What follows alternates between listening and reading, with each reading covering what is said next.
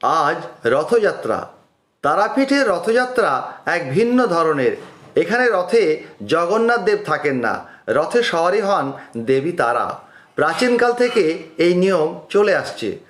1780 সালে নাটোরের রানী ভবানীর দত্তক পুত্র রাজা রামকৃষ্ণ মা তারার এই রথযাত্রা সূচনা করেছিলেন।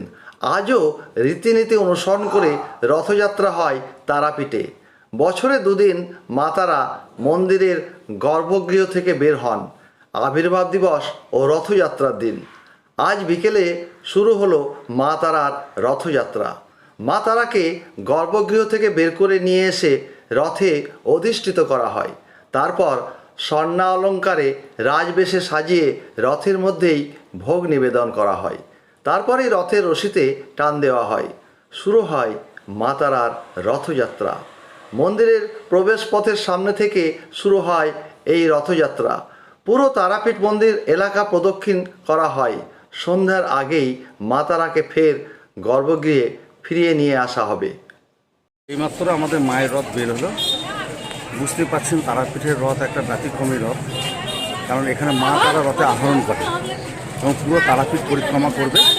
পশ্চিম গেটে বের হলো, এটা পুরো তারাপীঠ পরিক্রমা করে পূর্ব গেটে শেষ হবে। সেখান থেকে মাকে আবার গর্ভগৃহে ফিরিয়ে আনা হবে, ওখান থেকে সন্ধ্যা আরতি হবে। এই নগর পরিক্রমাকালে প্রায় হাজার হাজার মানুষ ভিড় করে রয়েছেন তারাপীঠের রাস্তায়।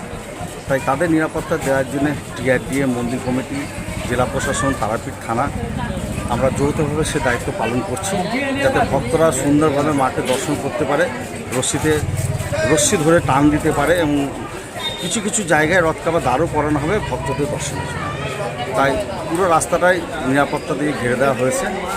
আর টিআরডির তরফ থেকে পুরো রাস্তা পরিষ্কার করে রাখা হয়েছে। আর যে পথ দিয়ে মা যাবে সেই সব জায়গাগুলোতে জল দিয়ে পরিষ্কার করা হয়েছে।